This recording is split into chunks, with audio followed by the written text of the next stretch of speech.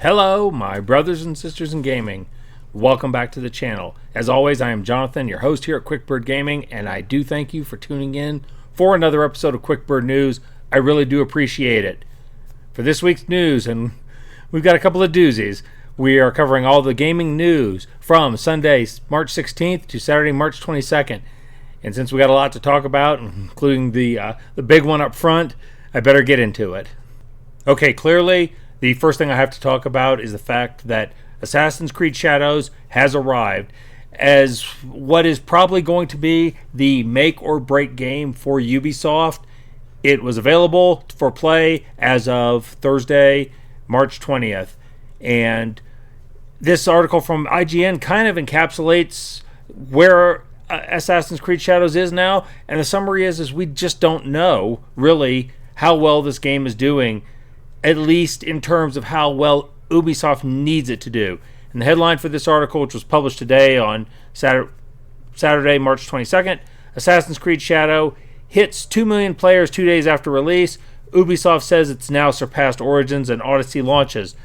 And the first line of the article says, Ubisoft has hailed another Assassin's Creed Shadows player milestone, but has yet to confirm a sales figure for the game. And that is really kind of the bottom line. Now, when they say 2 million players, they're counting all of the players across the major storefronts off Steam and PlayStation. They're also counting the people playing on the Ubisoft Play service, Ubisoft Plus. I can't remember exactly what it's called, but they're counting all of these as well. This does not mean sales. And as it was widely speculated, I've seen a lot of numbers thrown around, but I think kind of the consensus is this game needs to top 4 or 5 million sales to actually turn a profit. And we really have no way of knowing how well this is doing. Like we've talked about in the past, Shadows has really been hindered by a lot of controversy. Whether or not you want to believe that controversy is genuine or manufactured does not really matter. I think the idea is that all of this has had an effect on the game and has had an effect on its launch.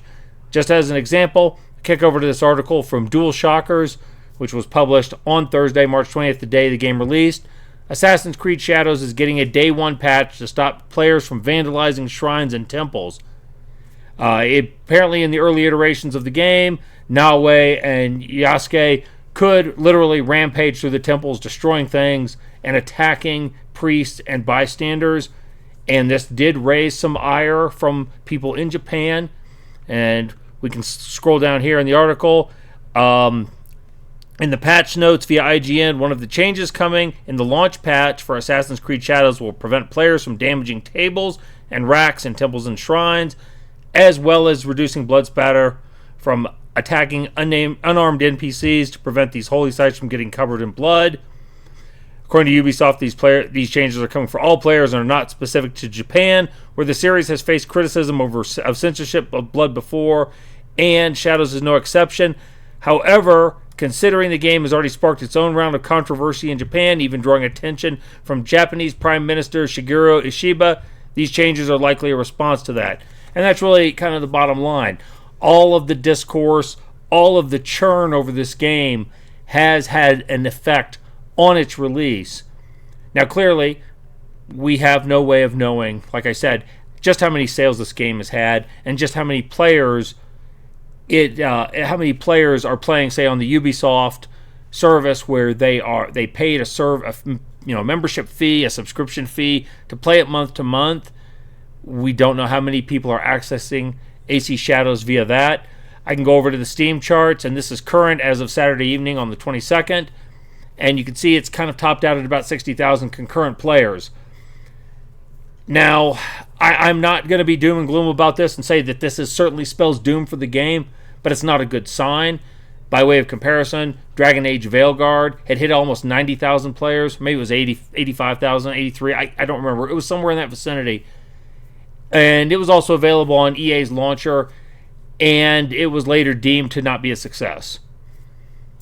So take that for what you will. I don't know that we can draw a positive conclusion, 100% positive conclusion from this number, but I would say optically it does not look good. And I don't think that the gamers in the community are the only ones who think so. As I scroll over to the stock ticker on the game, this is the 5-day stock ticker for Ubisoft stock as it closed as of Friday afternoon. And you could see that right on March 19th, it suffered a little bit of a dip, came back up on the 20th, climbed up, and then on the 21st, it plunged right off the cliff again. The investors know something we don't know. Are they responding to sales? This is all to be determined. And I said last week in my video that I was going to lead off with performance and how well AC Shadows is doing. And sadly, I don't really have anything that I can draw that's concrete from this. Ubisoft says they've pulled 2 million players into the game. I have no reason to disbelieve them. However, the fact that they are not coming out with their sales, if they had sold 2 million copies of the game, we would have heard that in 2 days. That's how they would have phrased it. They didn't do that. So, they're kind of leading us to draw our own conclusions. And again, in terms of optics, it just simply doesn't look good. And I mean, times will tell. As I understand it, Ubisoft has an earnings call scheduled on May 14th of this year. So about 6-7 weeks, they're going to have an earnings call. And then we will probably get some genuine information at that point. As far as AC Shadows goes, I haven't played it. I've just watched some gameplay footage. From everything I can tell, the gameplay looks competent. It looks like a beautiful world. It looks like they put a lot of detail into the atmosphere. All the criticisms and the controversies notwithstanding, it looks like it's competent. It doesn't look like it's blowing anybody's shoes off, though. I would say it's probably going to be, in terms, it's a solid game that's not very remarkable. But this is how it's going to be remembered if I had to put money on it. And unfortunately, I think Ubisoft needed it to be bigger than that. This is going to be one of those situations where you walked into your final exam and you got a C on it, but really you're going to fail the class because you needed to get an A on the final to pull your grade up. And I think that's kind of where Ubisoft is after what happened last year with Star Wars Outlaws and the amount of money they lost on Skull and Bones. Rumors that are circulating about the Guillemot family looking for buyers, looking for stakeholders in the company. The fact that Shadows didn't come out of the gate, it came out at a sedate, steady trot rather than sprinting. To me, I think that even if the game does sell a few million copies, it's just not going to be enough. So, just my opinion, and I think that's unfortunate. I hate, regardless of how I feel about things Ubisoft does, I hate their microtransaction lust. I hate the fact that they're always trying to milk the gamer for money. I hate the fact that they have to insist on having their own launcher. I really hate gaming launchers. I deal with Steam because it's pretty unobtrusive, but I don't like the other companies, and I mostly don't play games with them. Be that as it may, I hate to see long-standing companies with these franchises go under because you never know how the franchises are going to go at that point. Sometimes they just disappear, never to be seen again. And I know a lot of people like Assassin's Creed. This company also employs literally something like 18,000 people. They've already suffered rounds of layoffs, and I think they're going to suffer more. So the fact that this company can't seem to get it together, and if it collapses, I think that's bad in general for the gaming industry. My reservations about the company itself notwithstanding. So this remains to be seen. I guess we'll see. And like I said, keep an eye out for that earnings call coming up in a month and a half. It's going to tell us a lot. Okay, now to talk about all the other games that aren't Assassin's Creed Shadows. We got this article from VG247 that was published on Friday the 21st of March. We'll finally get to see everything coming to Monster Hunter Wilds with its first update and a special showcase next week. So, as we scroll down this article, They said before Monster Hunter Wilds came out, Capcom had already been working on its first major post-launch update. We knew for a while it would arrive in early April and bring with it the new monster in the form of Mitsune. So apparently on Tuesday, March 25th, coming up in 2 days from the posting of this video, the Monster Hunter Wilds Showcase will return at 7 a.m. Pacific Time, 10 a.m. Eastern, 2 p.m. United Kingdom. Legendary series producer Ryozo Tsujimoto. I am sorry, I am sure I butchered that. My apologies. Tsujimoto will be hosting the edition of the show, which will focus on Title Update 1. So, they've been kind of coy about what's in that and what's coming up, but I know that Monster Hunter Wilds is still being enjoyed by a lot of folks. I just looked at Steam database. It's still got about 250,000 people playing on it as of this Saturday night with a 400,000 24-hour peak. So, good news for those who are playing. They're updating, and more goodness is coming. Next up, we got a couple of Silent Hill items. The first of which is this article from Tweaktown that was published today on March 22nd, Saturday. Silent Hill F officially banned in Australia by the Ratings Authority. Now, Silent Hill F was just had its trailer released a little over a week ago, and it looks really, really creepy, but really excellent at the same time. So the fact that this has already been banned in Australia is disappointing and somewhat surprising. And they said the TLDR Silent Hill F has been banned in Australia before its release due to receiving an RC classification from the country's Entertaining Software Rating Board. And the article explains how that works. Essentially, an RC refused classification, saying that it's not going to be allowed to be sold, even though they have a 18 plus rating category in Australia as well. The article says, so what has caused the Australian authorities to ban Konami's upcoming title? The summary for Silent Hill F on the website describes the Australian Classification Board, the ACB website, describes aspects of Silent Hill F as containing depictions of players' character getting impaled in the neck and or having their faces ripped apart, a character burned alive inside of a cage, a woman branded by a hot iron, entrails and sinew displayed on serving platters in fantastical celebration or ceremony, a character sawing off her own arm, a character slicing off portions of a character's face during a ritual. I don't know. That sounds like a typical Detroit Saturday night down at the bar to me. Anyway, they said that this is not the first time ACB has done this, and it goes into a little history. A little disappointing, and it's going to be interesting to see if Konami is going to specifically edit this game for Australia, or in my opinion, worse, edit it across the board so that every country is subject to the same censorship that they have to impose to get into that one country.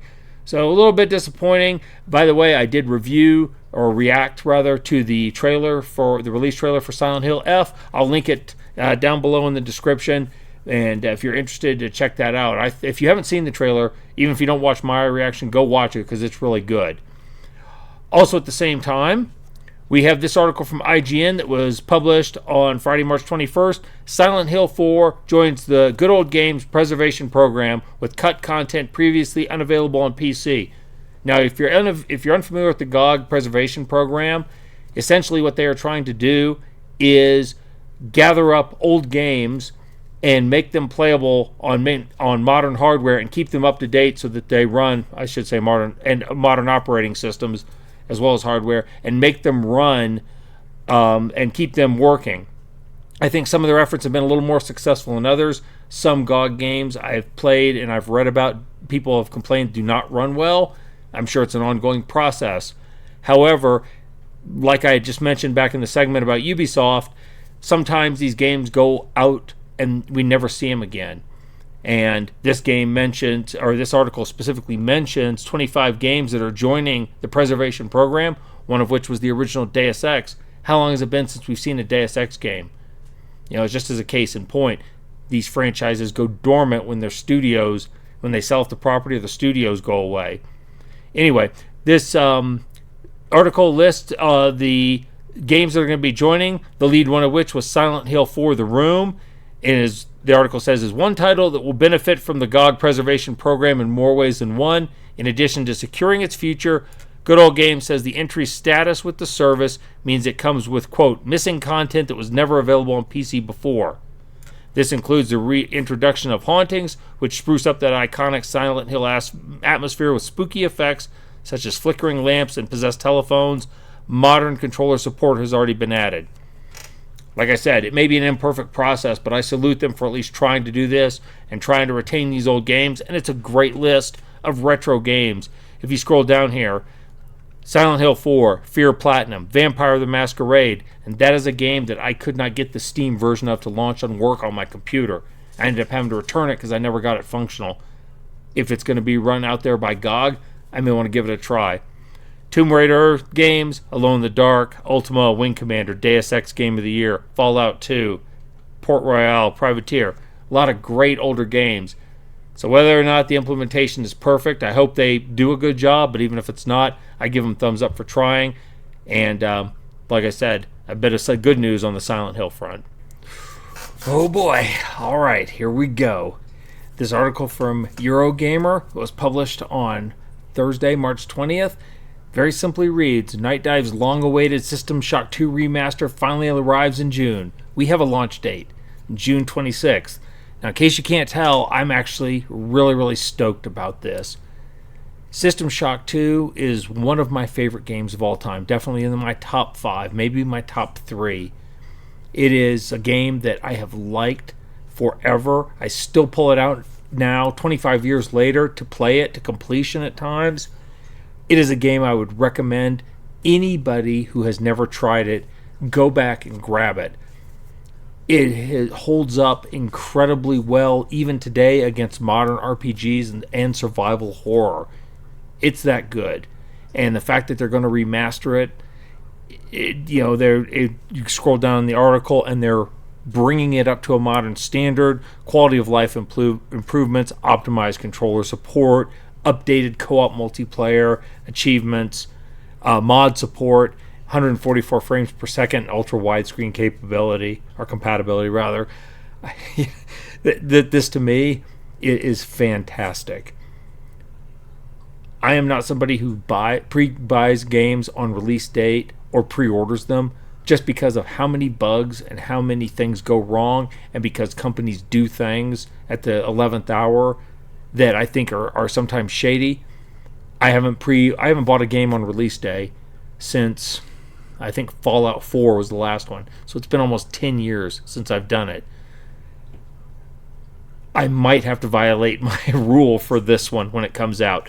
Now don't worry, I'm not going into this blind because I know how things can happen. It's a remaster. They could smash this to pieces. They could strip out the elements and everything that makes this game special. However, I'm going to be taking a really close look at it, watching some footage from people who are playing it in early access and from some people I trust, and getting some information. So, I guess, people are looking forward to GTA 6. A lot of people were looking forward to Monster Hunter Wilds. This right here, this is my most anticipated game of the year. Okay, please forgive me my moment of fanboying there for a minute. We'll get back to doing the news and try and be a semi-professional about this. This next article comes from Dual Shockers and was published on Friday, 21 March. And the headline reads, Split Fiction Bidding War has Hollywood executives in a frenzy. And apparently, there is actually a bidding war going on with Hollywood studios eager for an adaptation. That's in the header and was supported down here, which I did not mean to click on that. Variety has reported that Split Fiction developer Hazelight Studios is working with media company Story Kitchen to prepare a cast and creative team for a movie, as Hollywood studios are fighting for the rights to produce it. I think this is really cool. Hazelight has, in my estimation, shown themselves to be pro-player with some of their policies, such as the CEO saying things like that their games will never include microtransactions, that the fact that you can play Split Fiction with one purchase, two different people, two different players can enjoy it and play together with the game being purchased one time. So I dig it. I like to see the developers that are leaning forward into player-friendly practices be rewarded. And getting a Hollywood movie made out of your IP is one of the best rewards you can imagine in terms of recognition and financial terms. This is great news for them, so I wish them luck. Wish them well. Next, we have this article from Engadget that was published on Tuesday, March 18th. It's about damn time Microsoft made an Xbox gaming handheld. Now, this is interesting to me because I've wondered about this in the past myself. Why, with things like the Nintendo Switch and the Steam Deck out there, that Xbox had never really tried this. And it says in the article, it hasn't happened yet, but if rumors are to be believed, Microsoft may be finally working on an Xbox-branded gaming handheld. I don't know why I said handheld. In a lot of ways, portable PCs represent perfect evolution of the company's console, but with Microsoft arriving late to the party, there are a few things this device needs to get right. Now, as hardware, Xbox has had a pretty tattered history, and I would say without putting too fine a point on it, I think it's pretty clear that PlayStation has really whooped its ass in the last couple of generations. The PS4 and the PS5 have been the place to go, and Xbox has kind of tailed off. You even have people like the CEO, Phil Spencer, saying the future's not in hardware. I've heard people say the console war is over. So, if they want to lean into this, I would say they absolutely have to get it right. And then, even down here in the article, more importantly, Spencer has been out there for years saying, I don't want my team to focus on console sales. So, the fact that they're developing this, in some ways, I think Microsoft's going to be at war with themselves. And I wonder what they have to do to get this right is they have to make it not clunky. And this guy and this author of this article kind of repeats that point. The nice thing about things like the Switch and the Deck is with their kind of custom OSs, games go on, games install, you can get into them easy. You don't have to do a lot of song and dance to get them to work. When you install a game on a Windows computer, there's sometimes some finagling you have to do. If they're going to use an Xbox handheld and they're going to wait until, say, Windows 12 is available, and that's going to be the core running behind it, is probably not going to work. It's probably going to be very unwieldy compared to its competition, and then it's probably going to fail. So, obviously this is very early stage, and we don't know a lot about it yet. But, so Xbox is, the bottom line here is Xbox is wading into the handheld console market. Stay tuned, I guess. Last segment in this week's video is going to include a headline I never thought I would have to read out loud. This comes from Game Rant, published on Monday, 17 March. New horror game uses your webcam. The horror game Eyes Never Wake uses the player's webcam, requiring physical hiding from an in-game monster.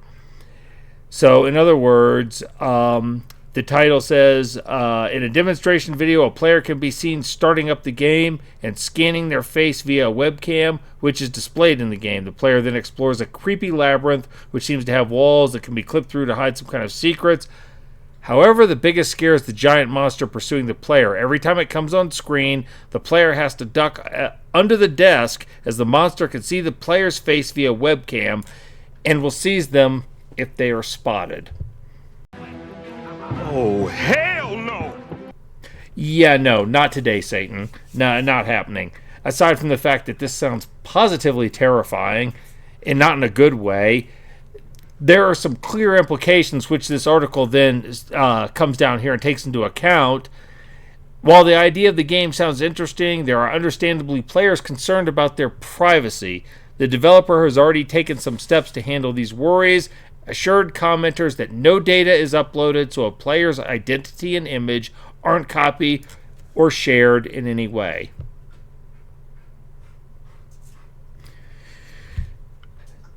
Those who have privacy concerns when streaming, like VTubers, will be able to prevent the game from displaying faces. Lastly, if a player so chooses, they can play the game without a webcam entirely, though it's not entirely clear how that will work.